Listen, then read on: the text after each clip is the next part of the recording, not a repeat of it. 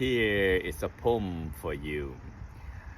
Gió mát trăng thanh, đêm vắng lặng, đánh thức mình từng hạt sương nhỏ.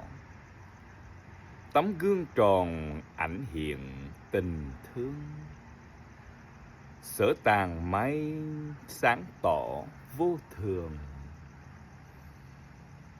The wind blows with the cool winter night silently, waking ourselves up from a small droplet of dews.